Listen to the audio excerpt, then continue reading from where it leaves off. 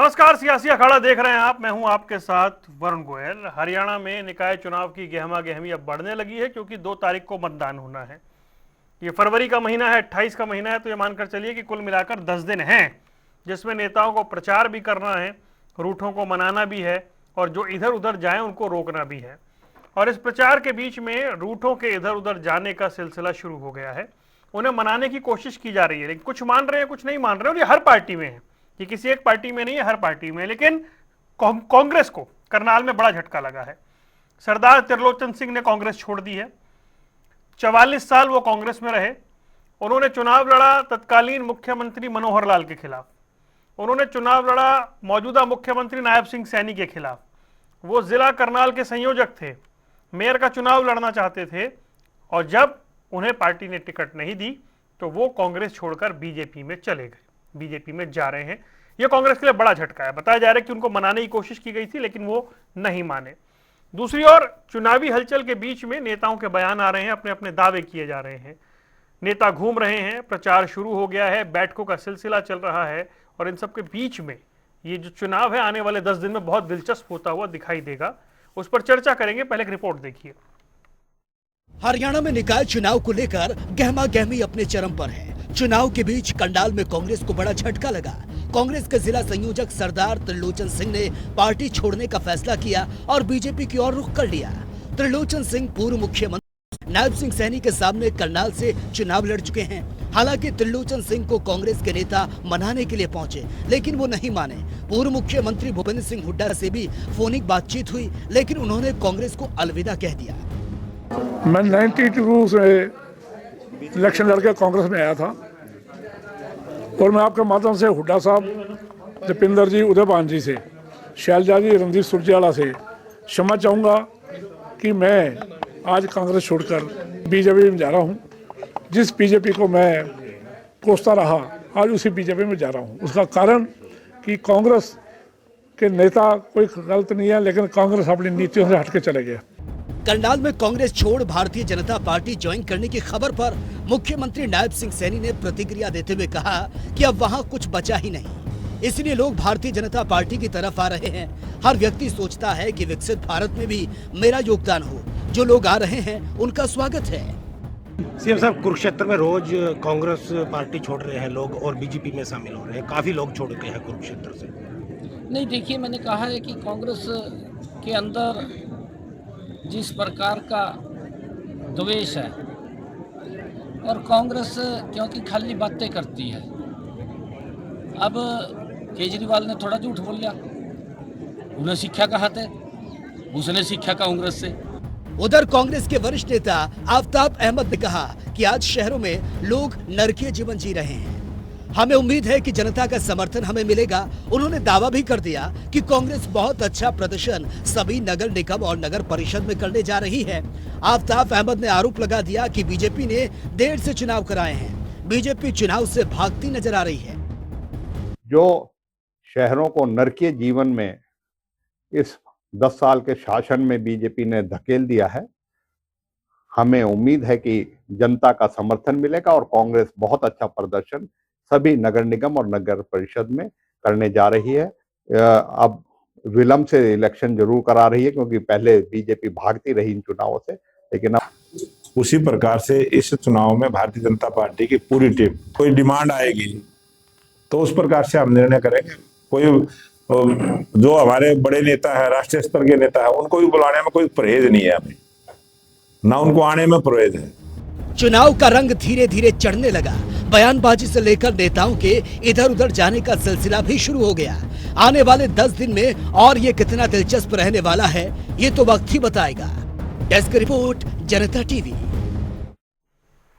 3 खास मेहमान हमारे साथ जुड़ गए हैं। प्रोफेसर विदु रावल भारतीय जनता पार्टी का पक्ष रखेंगे, ललित अरोड़ा जी कांग्रेस का पक्ष रखने के लिए हमारे साथ हैं, अनु सूरा इंडियन नेशनल लोकदल से। आप सभी का स्वागत है। सबसे पहले शुरुआत आज ललित अरोड़ा जी से करते हैं क्योंकि वो मौजूद हैं उस जगह पर करनाल में जहां पर ये खबर आई। अरोड़ा साहब, बड़ा नाम त्रिलोचन सिंह, बड़े लोगों के खिलाफ चुनाव लड़ा है, अच्छा चुनाव भी लड़ा है, क्योंकि ये तय हो गया था आपका उम्मीदवार कौन है और सब कुछ स्पष्ट था। उनके जाने से कितना फर्क पड़ेगा या परसेप्शन की पॉलिटिक्स में फिर बीजेपी को एज मिला है यहां पर?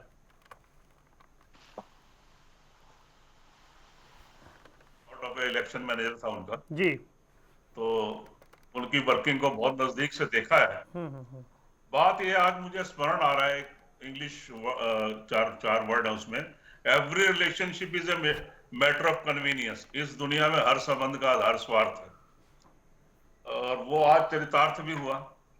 लेकिन मेरा ये मानना है कि अब पिछले साल मैं देखता था हमारे पास 30-40 एक्स एमएलए और 3 सिटिंग एमएलए ने कांग्रेस ज्वाइन की थी विधानसभा में जी।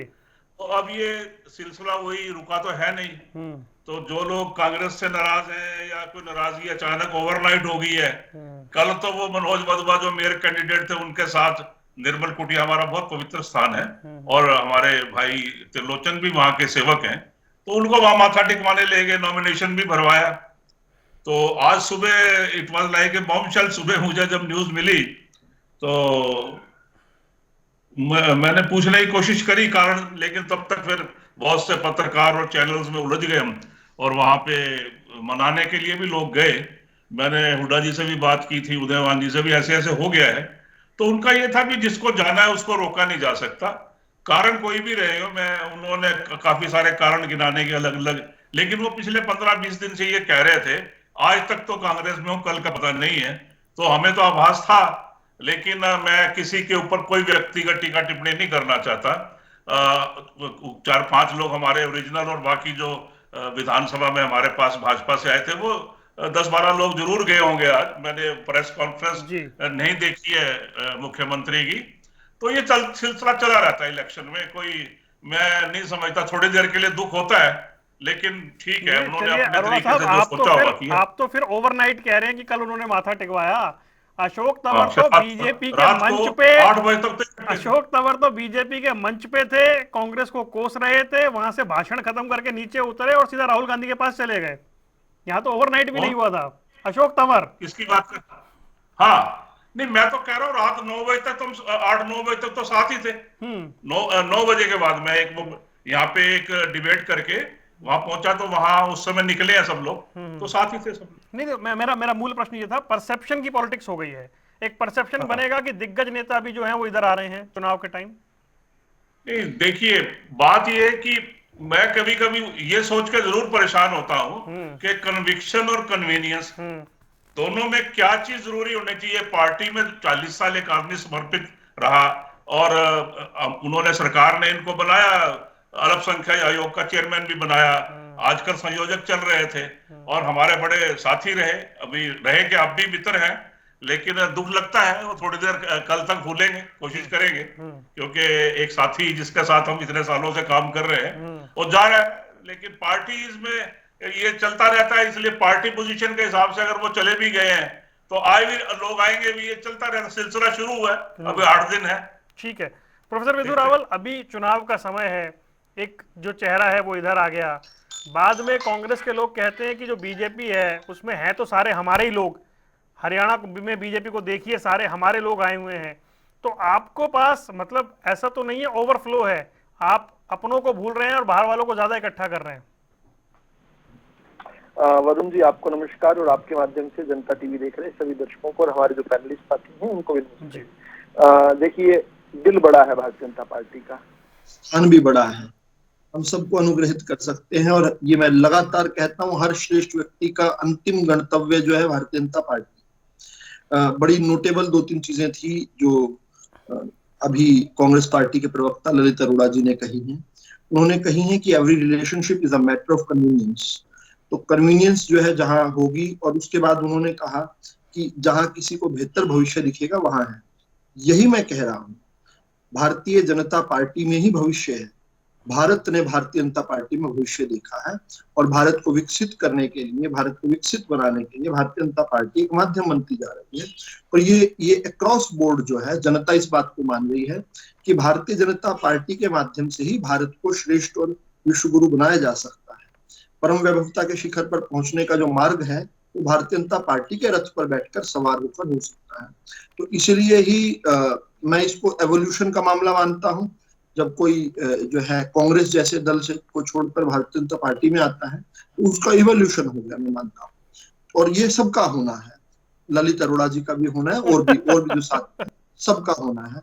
हालांकि मैं ये कहते हुए इस बात को मैं जो अपना हाथ साफ करता हूँ, कल रात मेरे साथ ही थे डिबेट में, वो रात को 9 बजे तक ललित अरोड़ा जी मेरे साथ ही थे।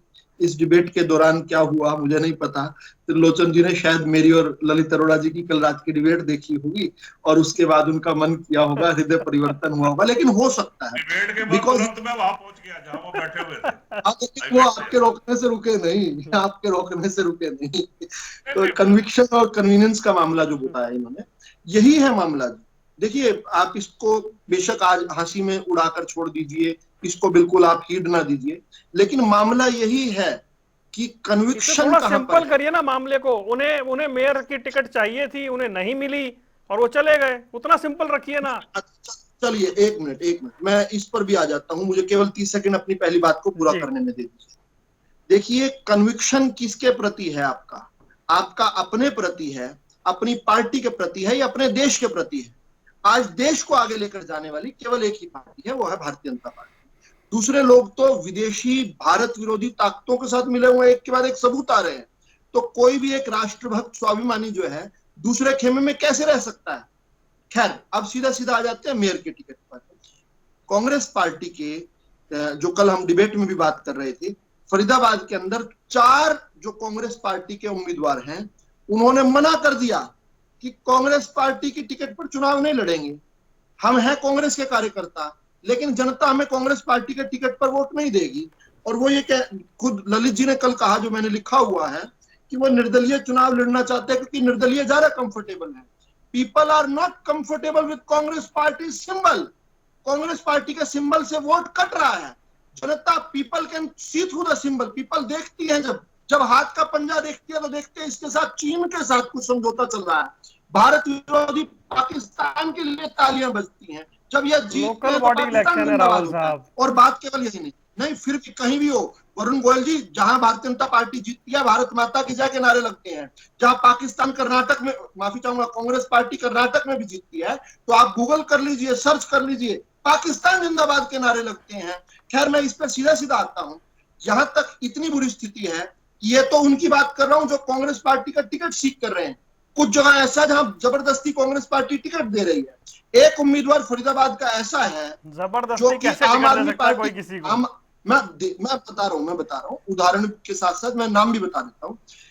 फरीदाबाद के अंदर एक कैंडिडेट ऐसी है जो आम आदमी पार्टी की टिकट पाई हुई हाँ, थी। वो स्टोरी हम चला रहे हैं। वो दोनों जगह से टिकट मिला उन्हें। वो तो अभी हमने स्टोरी चलाई इस बुलेटिन से पहले। पार्टी ने टिकट, जी। यानी उम्मीदवार भी नहीं मिल रहा सर।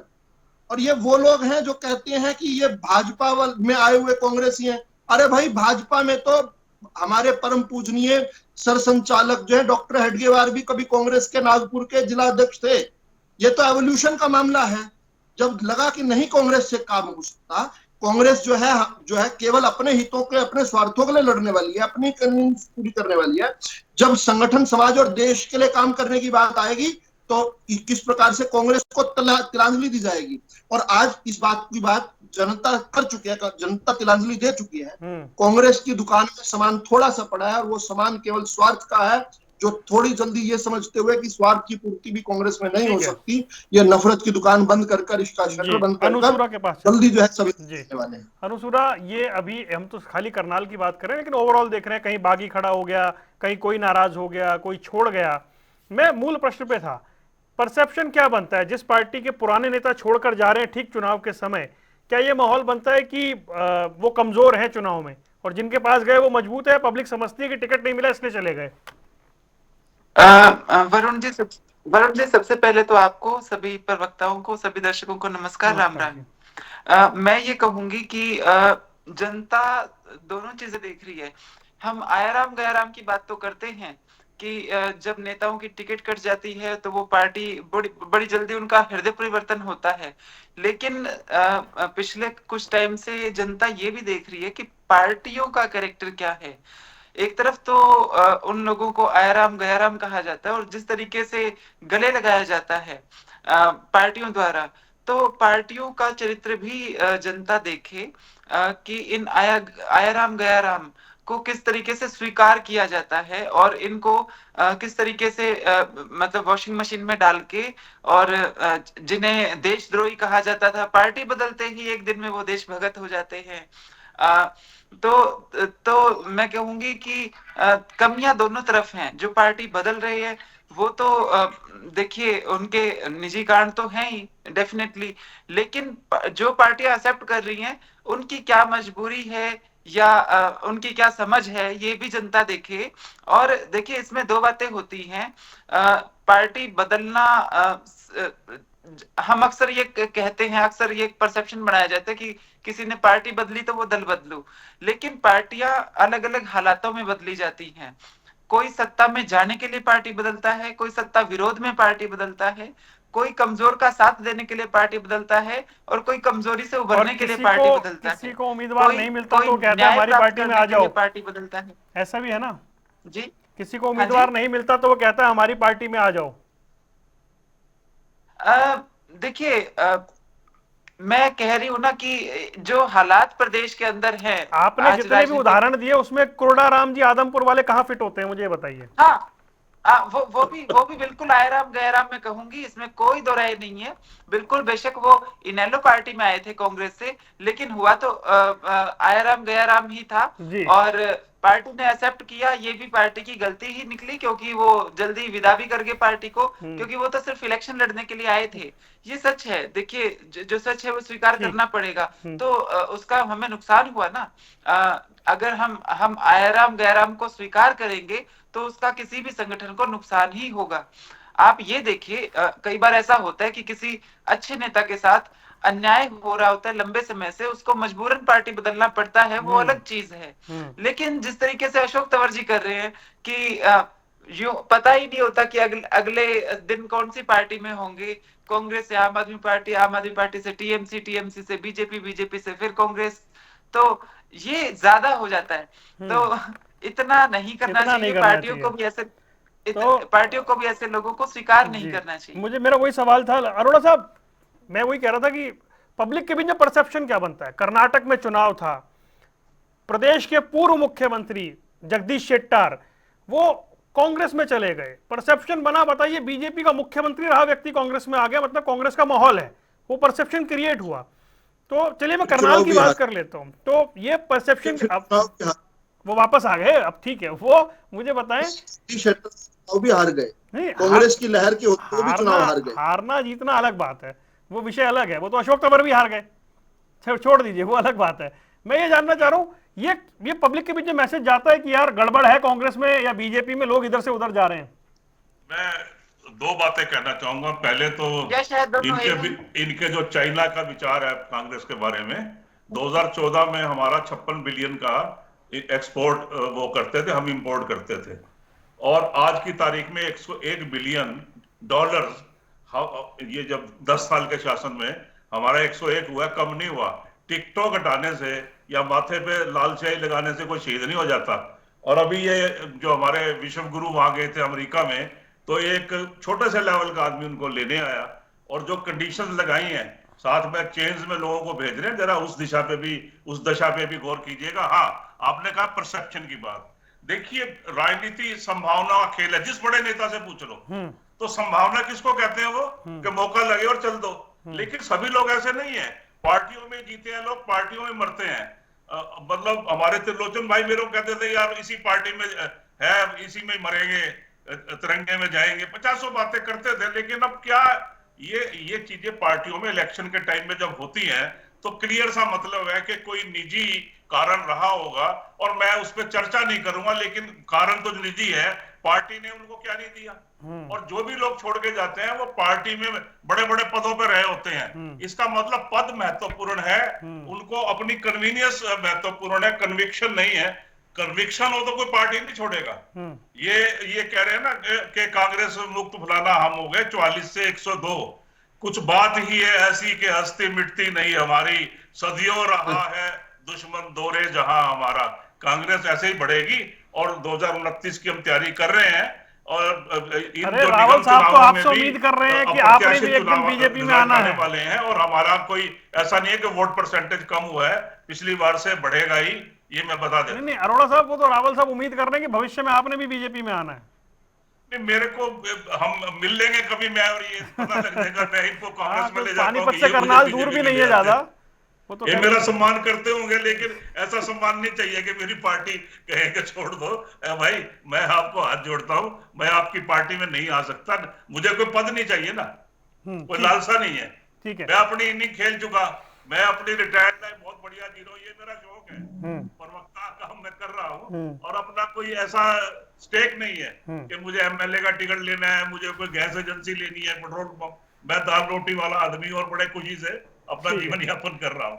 प्रोफेसर रावल जी, ये अभी जैसे अनुसूरा से हम बात कर रहे थे, कोरडाराम की, या जैसे जगदीश शेट्टार तो चलो एक जिक्र हो गया, दल बदल के आने वालों से हमेशा फायदा ही होगा ऐसा तो नहीं है, नुकसान होने की भी आशंका रहती है। फायदा नहीं होता। देखो शरद पवार जी निकले, प्रधानमंत्री नहीं बन पाए, कांग्रेस में रहते तो बन जाते। आज की बात मैं कर रहा हूँ, मैडम ममता बनर्जी प्रधानमंत्री बन जाती अगर इधर रहती, गुलाम नबी जी चले गए, कुछ नहीं, बहुत से लोग कांग्रेस को छोड़ गए। सर हरियाणा कांग्रेस में जितने छोड़ के गए सारे मुख्यमंत्री बनना चाहते थे। मुख्यमंत्री अलग चीज, मैं तो प्रधानमंत्री बनना चाहते थे। मुख्यमंत्री भी नहीं बन पाए जितने छोड़ के गए हरियाणा कांग्रेस में। मैं कह रहा हूँ कांग्रेस को जो भी छोड़ गए, प्रधानमंत्री तो नहीं बन पाए ना, लाख कोशिशों के बावजूद। मैं ये कह रहा हूँ प्रधानमंत्री की कुर्सी एक है, सपना सबका होता है, लेकिन पार्टी ने जिन लोगों को सबसे ज्यादा दिया वही पार्टी को छोड़ के जाते हैं, थोड़ी तकलीफ होती है 2-4 दिन, सबको होती है जी। विदु रावल, दल बदल करके जो आते हैं उनसे नुकसान भी होता है। बंगाल बड़ा ज्वलंत उदाहरण था आपके सामने। देखिए, बंगाल के अंदर हमारे साथ जो लोग आए उन्होंने ममता बनर्जी को हराया। नौंदीग्राम के अंदर शिवेंदु अधिकारी ने जो है बहुत बुरी तरह से उन ममता बनर्जी को हराया जिनके पक्ष में वेस्ट बंगाल की जनता ने 288 में से 213 सीटें दी, यानी लगभग 2/3 से भी अधिक सीटें दी थी। उन ममता बनर्जी को ही जो है नौंदीग्राम में शिवेंदु अधिकारी जी ने हरा दिया। तो ऐसा नहीं है, जो 1-2 उदाहरण दिए हैं, हालांकि मैं कटाक्ष नहीं कर रहा हूं किसी बात का, लेकिन मैं उनको रिबट करता हूं कि शरद पवार कांग्रेस पार्टी छोड़कर गए, और जिस महाराष्ट्र में कांग्रेस पार्टी इमरजेंसी के बाद भी नहीं हारी थी, इमरजेंसी के बाद भी सब जहां नॉर्दर्न स्टेट्स में साफ हो गई थी, महाराष्ट्र में वहां पर भी उन्होंने 1977 में सरकार बनाई थी। उस कांग्रेस पार्टी को 1998 में शरद पवार ने 6 महीने में घुटनों पर ला दिया, और 6 महीने में उनके साथ गठबंधन करके सरकार चलानी पड़ी। छोड़कर गए लेकिन गठबंधन किया। ममता बनर्जी ने 34 साल का लेफ्ट का जो बेस्टियन बन चुका था, कांग्रेस पार्टी से छीनकर जो बेस्टियन बनाया था, उसको अपने आप कन्क्वायर कर दिया, और आज कांग्रेस पार्टी शून्य पर है। लेकिन ये भारतीय जनता ये कह रहा था कि प्रधानमंत्री बन जाते इधर होते तो आप पता नहीं प्रधानमंत्री नहीं बन सकते। इधर से पहुंच जाते हो यार। अरे सर, वो रिजर्व है सीट आपके यहाँ पर, वो सीट रिजर्व है, वहां पर वो खानदान के लिए एक रिजर्व है। वो मोतीलाल नेहरू जी ने जब महात्मा गांधी जी से कहा था कि मेरे बेटे को अध्यक्ष बना दो मेरे बाद, तब से वो मामला रिजर्व है। झूठ की फैक्ट्री मत खोलो यार, इस विषय पे रहो आप। सर नाली खड़ंजे सड़क का चुनाव है, उसी पर रहिए प्लीज। चुनाव की बात देखिए, मैं ये एक सेंटेंस कहकर अपनी बात पूरी करता हूं भाई। या तो गांधी नेहरू परिवार का कोई जो है प्लांटेड व्यक्ति बन सकता है, और नहीं तो पीवी नरसिम्हा राव जी 5 साल तक कांग्रेस के राष्ट्रीय अध्यक्ष रहे, उसी समय प्रधानमंत्री रहे। आज इनके नए कार्यालय में उनकी तस्वीर तक नहीं। या तो पीवी नरसिम्हा राव जी जैसा हाल कर देंगे, प्रणब मुखर्जी जी जैसा हाल कर देंगे, और या फिर मनमोहन सिंह जी बनकर रहना पड़ेगा। तो अंतर जनता समझती है, दर्शक समझते हैं, मैं उसमें अधिक नहीं जाता। आज के सीधे परिप्रेक्ष्य में आऊं तो चौधरी देवीलाल जी ने भी कांग्रेस पार्टी छोड़ी, कांग्रेस पार्टी छोड़कर गए थे, और उसके बाद 1972 में आदमपुर और तोशाम 2 जगह से चुनाव लड़ा, 2 तरह जमानत थे। अडवाणी के चेलों का क्या हाल किया था भाई? नहीं, ललित अरोड़ा जी, मैं तो बीच में नहीं बोलता। तो आप फिर मुझे ना वरुण जी मुझे कहेंगे कि आप जो है डिबेट से बाहर जा रहे हो। अब आप सवाल खड़ा करोगे तो मैं ये चुनाव नाली खड़ंजे सड़क सीवर का है, उसमें रहिए। नहीं, मैं अब अडवाणी जी का नाम आया तो मेरे लिए इनकम जरूरी हो गया बोलना। जल्दी से अनु के पास जाना मुझे। लाल कृष्ण अडवाणी जी भारतीय जनता पार्टी के शीर्षस्थ नेता हैं, 98 साल के होने वाले हैं। सुनिए है जी, क्या नहीं बना है राष्ट्रपति भाई? हमारे यहाँ पर अंतर है ना, ये आपने एक इलामा इकबाल का शेर पढ़ा। ललित जी ऐसे नहीं ना, ललित जी हर सेंटेंस नहीं प्लीज। आपने फिर आप घुमाते बहुत हो यार, एक तो दिक्कत ये है। अब हम घूमने वाले हैं, आप मेरे से घूमोगे क्या? अच्छा, आप सवाल पूछकर चुप हो जाएं तो मैं उसका उत्तर दे दूं। आप मेरे उत्तर के समय बोलते नहीं। अच्छा, आपने लाल कृष्ण अडवाणी जी की बात की ना, तो यही तो है ना, nation first, party next, self at last. ये है भारतीय जनता पार्टी का मोटो, राष्ट्र सर्वप्रथम। हमारे यहाँ पर लोग प्रधानमंत्री, राष्ट्रपति, मुख्यमंत्री बनने के लिए नहीं आते हैं। मनोहर लाल जी जब मुख्यमंत्री का इस्तीफा देने गए थे, तो जो उनके साथ गए थे हमारे शीर्ष नेता थे अनिल विज जी। उनका ये अब तक का दुख है कि उनको भी नहीं बताया कि मैं जो है वापस मुख्यमंत्री नहीं बनने वाला हूं। कितना रात से उन्होंने सोचा होगा कि भाई मैंने जाकर अगले दिन इस्तीफा देना है, किसी को नहीं बताया। चुपचाप गए, इस्तीफा देकर आए। विधायक दल की बैठक में खुद जो है उन्होंने नायब सैनी जी का नाम प्रपोज किया और आपके सामने नायब सिंह सैनी जी बन गए। और अनिल विज जी का आज तक ये ग्रज है कि मैं पहले तिलक होता है। ये अंतर है हमारे लिए जो है, हमारे लिए जो रिवोल्ट है। मैं खत्म कर रहा हूं वरुण जी, क्योंकि बीच में 2-3 सवाल आए, इसलिए मुझे बोलना पड़ा लंबा। हमारे लिए रिवॉर्ड अलग है। हमारे लिए परम वै भवन ने तुम्हें तत्स्वराष्ट्रम समर्था भवत्वा शिशाते वृषम, भारत माता की जय हमारे लिए सबसे बड़ा रिवॉर्ड है। भारत को परम वैभवता के शिखर पर देखना सबसे बड़ा रिवॉर्ड है। राष्ट्रपति, प्रधानमंत्री और ये उसके रास्ते में चलने वाली वस्तुएं हैं। इसको जो है आखिरी अंतिम मंजिल ना बताएं। रामधारी सिंह दिनकर जी की जो कविता है कि पथ का अंतिम लक्ष्य नहीं है सिंहासन चढ़ते जाना, हम उसको जो है जीते हैं। और आप देखिएगा कल भी एक विधायक दल की बैठक होने वाली है दिल्ली के अंदर, यही आपको परिदृश्य दिखेंगे। ये कांग्रेस पार्टी नहीं है जो बीचों बीच स्प्लिट हो जाती है। ये तो हो जाता है, कुछ लोग विरोध कर देते हैं, कुछ लोग पार्टी छोड़ देते हैं, कुछ को टिकट नहीं मिलती है तो वो कह देते हैं जी ना समर्थन ना विरोध। वो तो खैर एक अलग विषय है, उस पर नहीं जाते हैं। अनुसूरा, मुझे एक बात बताएं आप कि ये जब चुनाव चल रहा है, निकाय चुनाव, चर्चा बहुत ज्यादा बीजेपी, कांग्रेस इन सबकी दिख रही है क्योंकि इन्होंने सिंबल पे चुनाव लड़ा। आप शायद उसके लिए आपने तय किया ऐसा नहीं करना है, तो एक ऐसा माहौल बन नहीं पा रहा क्या एनएलडी का? यह चुनाव में ठीक ठाक उपस्थिति है? वरुण जी, मैं सबसे पहले तो ये कहना चाहूंगी कि कांग्रेस और बीजेपी का जिक्र ज्यादा इसलिए होता है क्योंकि ये दो पार्टियां हैं जिनके नेता आपस में इंपोर्ट एक्सपोर्ट का खेल सबसे ज्यादा खेलते हैं। खबरें बनती हैं, चर्चाएं रहती हैं। बहुत इंपोर्ट एक्सपोर्ट कांग्रेस और बीजेपी में चलता है जब इलेक्शन नजदीक होते, कोई भी इलेक्शन हो। अशोक अरोड़ा जी ने ये कहा, जो लोग कांग्रेस छोड़ के बीजेपी में गए हैं उनके लिए कहा कि कांग्रेस ने उन्हें क्या नहीं दिया। अरोड़ा साहब, मैं ये जरूर आपको याद दिलाना चाहूंगी, सब कुछ दिया, पेट भर के चले गए। बिल्कुल उसी तरीके से अशोक अरोड़ा को इनेलो ने क्या नहीं दिया था, आज वो कहाँ बैठे हैं, मैं अरोड़ा साहब से पूछना चाहूंगी। तो आमतौर पे वही लोग छोड़ के जाते हैं जिन्हें सब कुछ दिया जाता है। जो कर्मठ पार्टी के कार्यकर्ता है वो तो आमतौर पे अपने ठिकानों पे रहते हैं। जिस तन लागे सो जाने वाली बात है, क्योंकि इनेलो ने भुगता है कि किस तरीके से जिन लोगों को अर्श से फर्श पे लेके गई इनेलो पार्टी और वो बुरा समय आने पे छोड़ के गए, तो वो आज कांग्रेस के साथ भी हो रहा है। और वो दिन दूर नहीं कि जब भाजपा के साथ भी वो होगा, क्योंकि भाजपा भी धीरे धीरे कांग्रेस बनती जा रही है। देखिए, एक पीक टाइम आता है जो भाजपा का चल रहा है या जा चुका है, कह लीजिए। जा चुका, चल रहा है या जा चुका है? आप क्या मानती हैं, चल रहा है या जा चुका है? जा चुका है, क्योंकि जो सेंटर में सीटें कम हुई है ना, तो उसके बाद तो ये महाराष्ट्र, हरियाणा, दिल्ली जीत गए ना भाई। और हरियाणा जीत गए। हरियाणा दिल्ली भाजपा जीती नहीं, हरियाणा और मैं बताती हूँ आपको, हरियाणा में भाजपा नहीं जीती, हरियाणा में विपक्ष हारा है, जिसमें प्रमुखता से कांग्रेस हारी है। हरियाणा में जो हुआ है वो ये। और दिल्ली में जो हुआ है, दिल्ली में तो सिर्फ पैकिंग चेंज हुई है। दिल्ली में संघी लोगों की पहले सत्ता थी, संघी लोग अब सत्ता में आए हैं, चाहे केजरीवाल है चाहे भाजपा है। अब अरोड़ा साहब आपसे इत्तेफाक रखते हुए दिख रहे हैं मुझे, क्या अरोड़ा साहब? हाँ, एक ही चीज है, दिल्ली में कोई सत्ता परिवर्तन नहीं हुआ है। दिल्ली के अंदर थोड़ा सा मैं कांग्रेस को बधाई दूंगी कि 2% ही सही, लेकिन उनकी ग्रोथ हुई है। दिल्ली में जिसकी सत्ता थी उसी की सत्ता है, 2% कांग्रेस की ग्रोथ हुई है, कांग्रेस को शुभकामनाएं। बाकी दिल्ली में, हरियाणा के अंदर मैं मानती हूँ कि विपक्ष हारा है और उसके अंदर मुख्य भूमिका कांग्रेस की है।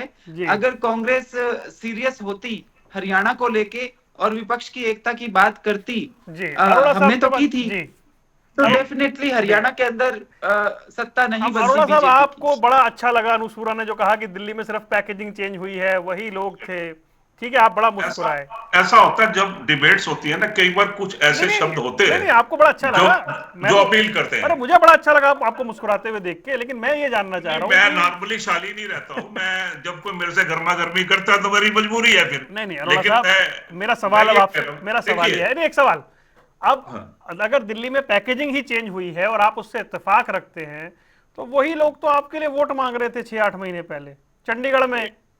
देखिए, मैं तो आपको थोड़ा सा पीछे ले जाऊंगा कि 2012 में इंडिया अगेंस्ट करप्शन में ये दोनों पार्टियों ने भरपूर फायदा उठाया अन्ना आंदोलन का, और वो जो सीएजी थे विनोद राय, और प्रोपेगेंडा भी किया। हम थोड़ा मीडिया मैनेजमेंट पे नीचे रह गए, वरना और कुछ ऐसे लोग भी थे हमारी पार्टी में जो अब नहीं है, जिन्होंने लोगों को सलवारें पहनने पे मजबूर किया या कुछ एट्रोसिटीज हुई होंगी उस समय।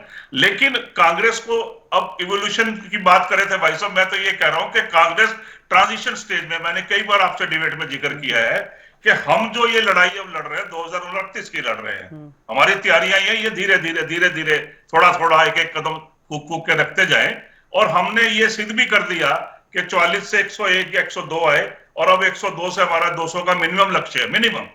तो आप देखिएगा कि करते रहेंगे, क्योंकि अभी भी एक जगह ये सोच है इंडिया अलायंस बना है तो कोalition की कहीं बात है, लेकिन धीरे धीरे उस दिशा में हम बढ़ रहे हैं। कर दीजिए, मतलब शायद हो सकता है मेरी जानकारी में ना हो, ये 99 थे 102 कैसे कह रहे हैं आप? नहीं, मैं ये कह रहा हूं कि बीच में एक वो वहां महाराष्ट्र की एक हमें सीट मिली है। नहीं, वो आप ही के सांसद के निधन पे वहीं चुनाव हुआ था, वो आपको वापस फिगर वापस 99 है मेरे साथ। 99 नहीं, वैसे तो पप्पू यादव को भी हमारी गिनती में रखी है। अच्छा, मैं बता दूं आपको, एक कोई और जीते, मेरे को इस समय स्मरण नहीं आ रहा, लेकिन मेरे हिसाब से 101 की बात मेरे को जहां तक पता है, 2 बड़े थे, एक एग्जिस्टिंग था, एक पप्पू यादव, और एक कोई और जीते हैं हम, मेरे को इस समय नहीं याद आ रहा। ठीक है, कोई नहीं, फिर बात करेंगे तो उस पर चर्चा कर लेंगे। आप कह रहे हैं 29 की तैयारी कर रहे हैं, लेकिन जब महाराष्ट्र हार गए, दिल्ली हार गए, हरियाणा हार गए, तो उसके बाद आपको लगता है तैयारी ठीक ट्रैक पे है? मतलब आप ये कहना चाहते हो अगर भाजपा जीत रही है तो सारी बार भाजपा जीतेगी? अरे नहीं सर, मैं कब कह रहा हूँ, मैं तो आपकी तैयारी जानना चाह रहा हूँ। आपने 3 स्टेट के नाम लिया ना, हम हार गए, तो आप ये कहना चाह रहे हो कि 2029 में भी यही जीतेंगे? मैं क्यों कहना, मैं आपकी तैयारी जानना चाह रहा हूँ। आपने कहा तैयारी, देखो वोट तो जनता ने देना है, हम अपने हमारी यात्रा की, हमारे राहुल गांधी जी ने, उससे हमारी पार्टी को बहुत बड़ा बल मिला। दूसरी चीज ये है कि आज कहीं ना कहीं एंटी इनकम्बेंसी आएगा, ये थोड़ी है कि ये सारी उम्र राजा बन के बैठे रहेंगे। प्रतीक्षा में है कि इनकी एंटी इनकम्बेंसी आएगी तब लोग हमें वोट देंगे। हमारी भी पॉलिसीज है, जैसे हम अगर कर्नाटका में जो ये दिल्ली में करते हैं, हम करें तो आप कहते हो फ्रीबीज दे रहे हैं, आपके मतलब सारे लोग कहते हैं। आज एक फैशन बन गया है, 1-2 चैनल को या 2-4 ईमानदार उनको छोड़ के आज हर आदमी हमारे खून के पास से प्यासा है कांग्रेस का। कोई बात नहीं, ये स्थिति इनके साथ भी होने वाली है जल्दी। आज हर आदमी कांग्रेस की आलोचना करता है, स्टार्ट ही यहीं से होता है, कांग्रेस गर्त में चलेगी, हरियाणा में कांग्रेस खत्म हो गई, भाई हम तो 39% थे, वो भी 39% थे।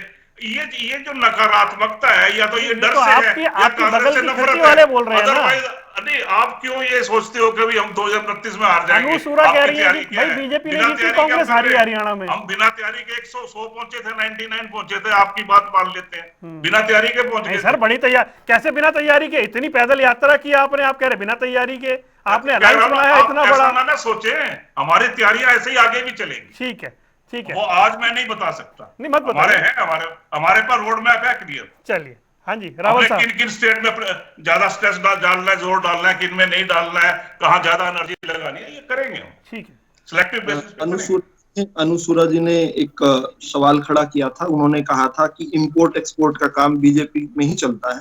हालांकि उन्होंने बाद में अपनी ही स्टेटमेंट में जो है 1-2 नेताओं का नाम बताया, मैं भी कुछ और का बता सकता हूँ, मैं संपत सिंह जी का भी बता सकता हूँ, और भी बहुत सारे नेता हैं जो इंडियन नेशनल लोकदल को छोड़कर गए हैं।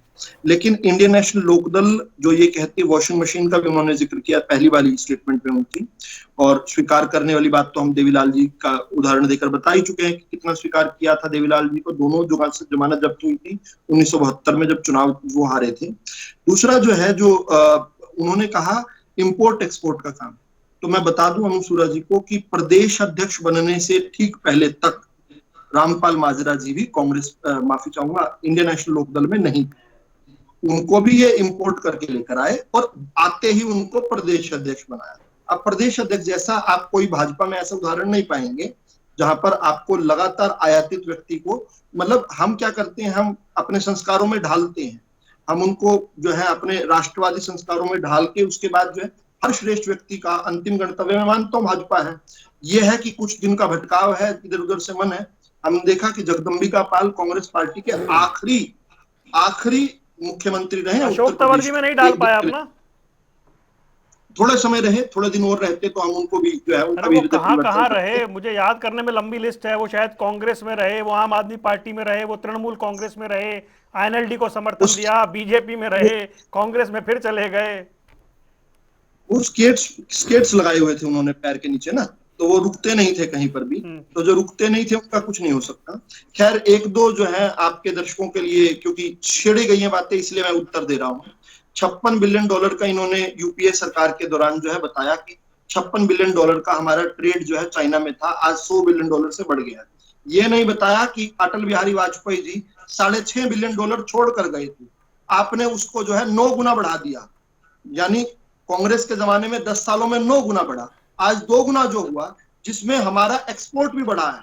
हमारा एक्सपोर्ट अगर परसेंटेज में डेफिसिट देखें तो हमने उसको 1/3 पर ले आए हैं, जो कांग्रेस 16 बिलियन।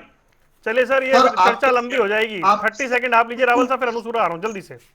1.2 बिलियन था। मेरे को एक आध चीज और बतानी पड़ेगी जी, माफी चाहूंगा मैं अनुसूरा जी आपसे लेकर। इन्होंने कहा छोटा सा आदमी मोदी जी को लेने के लिए आया, तो इनको बता दूं जिस ब्लेयर हाउस में मोदी जी रुके थे वो 7000 स्क्वायर मीटर का हाउस जो है उसमें नेहरू जी ही रुके थे। नेहरू जी के बाद मोदी जी को मिला इंदिरा गांधी जी, राजीव गांधी जी, नरसिंह राव जी, मनमोहन सिंह जी मेरे देश के प्रधानमंत्री थे, लेकिन उनको भी होटल में रुकवाया गया था। होटल का नाम विलियर्ड इंटरनेशनल होटल था, जिसमें मनमोहन सिंह जी को रुकवाया गया था। करने का प्रोटोकॉल क्या है मुझे कंप्लीट करनी है सर, आप अगर लगातार पूछते रहेंगे तो मैं नहीं बता पाऊंगा। मैं तो पहले से होटल की तरफ मैं कह रहा हूं कि उनको एयरपोर्ट पे लेने नहीं आया, तो क्या बात हुई? मनमोहन सिंह जी को कितनी बार जो है कितने लोग लेने आए मैं उस पर नहीं जाना चाहता, मेरे देश के प्रधानमंत्री हैं। आपको पता नहीं इसमें क्या पॉइंट स्कोर करने में लगता है। मुझे यह भी पता है कि मेरे प्रधानमंत्री जी से 2 साल बड़े डोनाल्ड ट्रंप जो है दुनिया के सबसे शक्तिशाली आदमी, इंतजार कर रहे थे कि कब मोदी जी कुर्सी से उठे और उनके लिए कुर्सी पीछे की जाए। ये भी सीन हमने देखे हैं, तो थोड़ा आप सेलेक्टिव ना बनिए इतना ज्यादा। ये मेरे लिए और आपके लिए गर्व का विषय होना चाहिए, लेकिन खैर आपने इसको पार्टीजन ले आए, कोई बात नहीं। यही फर्क है भाजपा और कांग्रेस में। मेरे को तकलीफ है, उन्होंने रावल साहब इसको रोकेंगे, इसको कि मामला केवल 10 सेकंड में खत्म कर रहा हूं। 10 सेकंड में खत्म। जियो पॉलिटिक्स पे किसी और दिन चर्चा करेंगे ना इलेक्शन के। अगर ललित जी बीच में ना टोके तो 10 सेकंड में। मुझे इस बात का दुख है कि नेहरू जी जो है उस समय जॉन एफ कैनेडी को बार फोन करते रहे और नेहरू जी का फोन नहीं पिक हुआ। और मुझे इस बात का भी दुख है कि मेरे देश के प्रधानमंत्री लाल बहादुर शास्त्री जी 3 दिन तक अमेरिका के राष्ट्रपति जी के दरवाजे के बाहर रहे, लेकिन उनको अंदर नहीं आने दिया, उनसे बातचीत नहीं हुई। इस बात का मुझे बहुत दुख है कि मेरे देश के प्रधानमंत्री। ठीक है, बस प्लीज अनुसूरा जल्दी से। जी, मैं विदु जी की बातों का जवाब देना चाहूंगी। इन्होंने कहा कि इनेलो ने जो प्रदेश अध्यक्ष बनाया रामपाल माजरा जी को, जैसे ही उन्होंने पार्टी ज्वाइन की सीधा उन्हें प्रदेश अध्यक्ष बना दिया गया। तो मैं इनको याद दिलाना चाहूंगी कि भाजपा के राज में जिस तरीके से इनेलो के प्रदेश अध्यक्ष की दिन दहाड़े हत्या हुई थी, परिस्थितियां इनेलो के लिए ऐसी बन गई थी। और रामपाल माजरा जी कोई नए व्यक्ति नहीं थे इनेलो के लिए, वो इनेलो की नर्सरी से ही निकले हुए व्यक्ति थे और इनेलो से हमेशा संपर्क में रहे। हालांकि उन्होंने पार्टी को छोड़ दिया था, लेकिन वो पार्टी से दूर कभी नहीं हुए थे। समय का अभाव है, वरना मैं ज्यादा भी बोलती कि वो कभी इनेलो से दूर हुए नहीं थे। और क्या परिस्थितियां थी, वो आपकी सरकार में ही परिस्थितियां बनी थी। उसके बाद इन्होंने जिक्र किया कि मोदी जी अमेरिका गए तो वो कहाँ ठहरे। अरे मोदी जी को ठहरने के लिए प्रधानमंत्री नहीं बनाया है। जिस तरीके से हमारे नागरिक हथकड़ियां पहन के, बेड़ियां पहन के देश के अंदर उतरते हैं, अमृतसर के अंदर एयरक्राफ्ट उतरता है और झांसाराम और जो लंकापति है वो गंगा के अंदर डुबकी लगाता है। मुझे आपत्ति इस बात पे है, शर्मिंदा किया है हमारे देश के नागरिकों को, शर्मिंदा किया है प्रधानमंत्री ने, भाजपा ने। आपके बोलने से हमें मोदी के होटल में कोई रुक जाइए, मोदी कहाँ रुक जाइए, वो देश निकाय चुनाव पर चर्चा नहीं, उसे इंटरनेशनल बनाइए। रुकने की चुनाव क्या से जुड़े हुए होता तो उस पर जरूर चर्चा कर लेंगे। हमारे मैं माफी देश चाह रहा के हूं, रुक जाइए, नागरिकों रुक को जाइए। बेटियों में जकड़ के लेके आया गया, वो सर आपसे मुलाकात करेंगे तब और चुनाव से जुड़ी हुई चर्चा करेंगे। मैं माफी चाह रहा हूं, आप दोनों को रुकना पड़ेगा मुझे, प्लीज, समय हो गया है। सियासी अखाड़ा देख रहे थे आप, रुक रहे हैं कुछ देर के लिए। खबरों का सिलसिला लगातार जारी है।